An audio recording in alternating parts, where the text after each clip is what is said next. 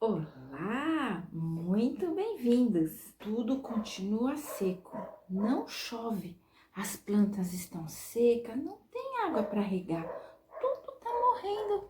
Mas aqui não falta comida, nem para mim, nem para o meu filho e nem para o profeta Elias. Todos os dias que eu vou na cozinha, a botija está cheia de farinha e o azeite está cheio de azeite. Deus não tem deixado faltar. Sim, lá na casa da viúva, o profeta Elias estava lá e Deus continuava ajudando e não deixava faltar nada. E um dia, Deus falou para o profeta Elias: Elias, eu quero que você vá falar lá com o rei Acabe. Você já pensou? O rei Acabe estava com muita raiva de Elias. Ele queria matar Elias porque ele achava que toda aquela seca, aquela falta de chuva era culpa do profeta Elias. Mas Elias sabia que Deus é o Deus verdadeiro, o Deus vivo. Então ele nem pensou em não ir, ele nem ficou com medo. Ele foi lá para falar com o rei Acabe. Chegando lá, vocês se imaginam? Quando o rei Acabe viu o profeta Elias, aquela raiva que ele tava, falou: é você, seu provocador, a culpa é sua de tudo isso que está acontecendo com Israel. E Elias nem ficou com medo da raiva de Acabe. Ele falou: minha culpa? Não, eu não sou o provocador.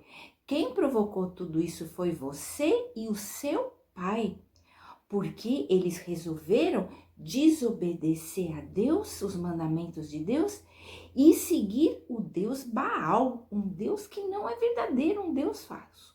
Então Elias falou: junte todo o povo de Israel e junte os 400 profetas de Baal, os 450 profetas de Baal, os 400 profetas de Azará, e vão todo mundo para o Monte Carmelo. Eu vou encontrar vocês lá no Monte Carmelo.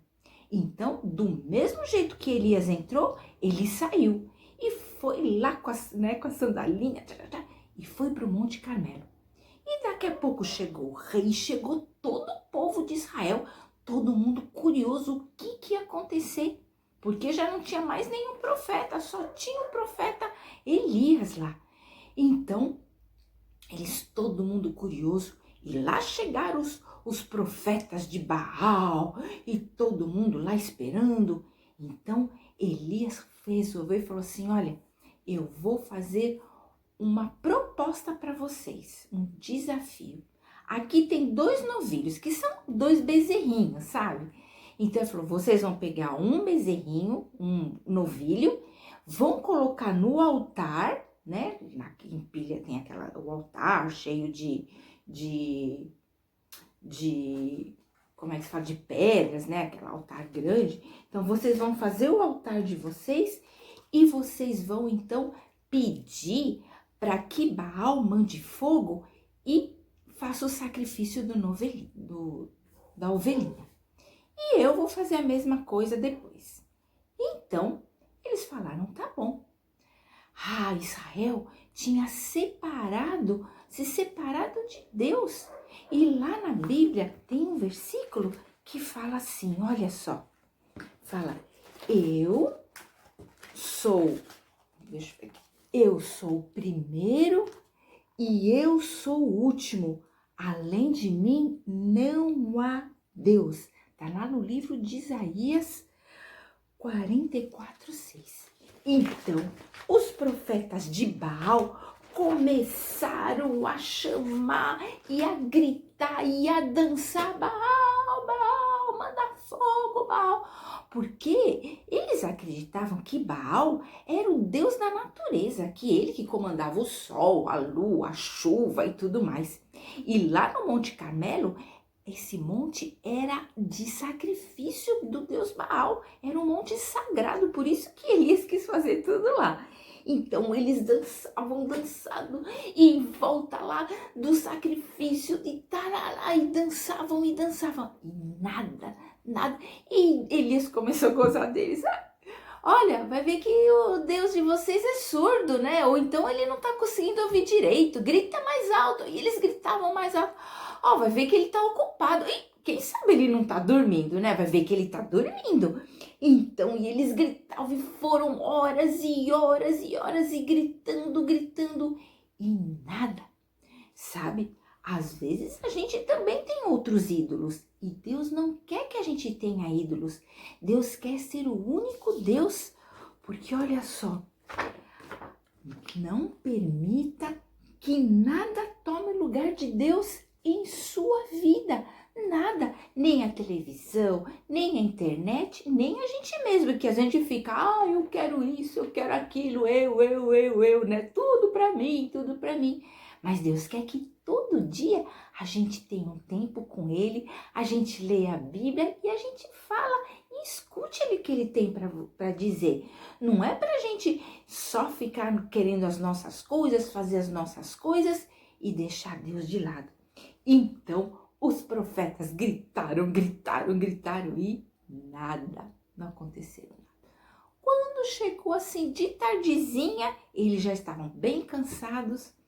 Então, Elias falou, me dê 12 pedras, pegaram os homens, né? Ele mesmo também pegou 12 pedras, porque Israel é dividido em 12 tribos. Então, ele pegou 12 pedras. E ele fez, então, o altar, né, para colocar o novilho. E ele pediu para alguns homens que estavam lá encher 4 cântaros e encher de água, né? Encheu de água e jogou no bezerrinho lá e jogou, encharcou o novilho, o sacrifício, até fez assim em volta um monte de água em volta do altar, né, onde ele ia queimar o bezerrinho. E aí, então, Elias não se cortou, que nem os profetas de Baal que ficaram lá se cortando. Ele não gritou. Elias só orou. E ele orou: Senhor, faz com que esse povo veja que o Senhor é o Deus vivo e o Deus verdadeiro. Que eles vejam que tudo que eu fiz foi porque o Senhor mandou e eu sou teu servo. Responde, Senhor, a minha oração. Ai, barulho. E todo mundo ficou ouvindo aquele barulho enorme. E as pessoas assim, porque veio um fogo do céu e caiu. E a Bíblia fala que queimou tudo, queimou as pedras, queimou toda aquela água que estava em volta, ficou tudo seco, o novilho que estava no altar, tudo foi queimado, tudo. E eles viram que Deus é o Deus verdadeiro e imediatamente eles começaram, prostraram no chão, se jogaram no chão e falaram, só o Senhor é Deus, só o Senhor é Deus. Porque Deus não quer, não permita que nada tome o lugar de Deus na sua vida. Deus não quer isso. Então, aquele povo começou a adorar Deus e eles viram que o Deus Baal era um Deus falso. Então, eles mesmo pegaram aqueles profetas e deram, profetas do Deus Baal lá, e deram um jeito neles, né? E todo mundo desceu. Então, o Elias e um servo dele falou assim, ele falou pro rei Acabe, né? Volte para lá, volte, né? Todo mundo estava voltando, o rei Acabe também foi voltar pro palácio. Então, Elias pegou e falou, olha, pegou o servo dele, né, o ajudante dele, falou, vamos subir mais um pouco, porque ele falou pro rei Acabe, ainda hoje vai chover. Então ele subiu a montanha mais para cima e começou a orar. E ele orava para Deus mandar chuva, orava. E ele falava para o servo dele, porque eles estavam perto do mar, né? Então, olhe, vê se está vindo alguma nuvem. Você está vendo alguma nuvem? E o servo olhava, nada, nenhuma nuvem. E eles continuavam orando. Daqui a pouco, você está vendo alguma nuvem? O servo olhava, nenhuma nuvem. E isso aconteceu por umas 6 vezes, até que o servo olhou Eu estou vendo, Elias, eu estou vendo uma nuvenzinha que é do tamanho de uma mão, uma pequenininha. Aí Elias falou, tá bem longe assim, né, a nuvenzinha. Elias falou assim, então vá lá no rei Acabe e avisa para ele que vai chover. Fala para ele correr que a chuva tá vindo. E Elias também se levantou e começou a correr. E o servo dele chegou no rei Acabe, também foi correndo, né? Chegou no rei Acabe e falou para ele que estava vindo chuva. E o rei Acabe então estava de carruagem, pegou e carruagem, correu. Mesmo assim a chuva veio, aquela chuvarada e pá, pegou o rei Acabe no meio do caminho.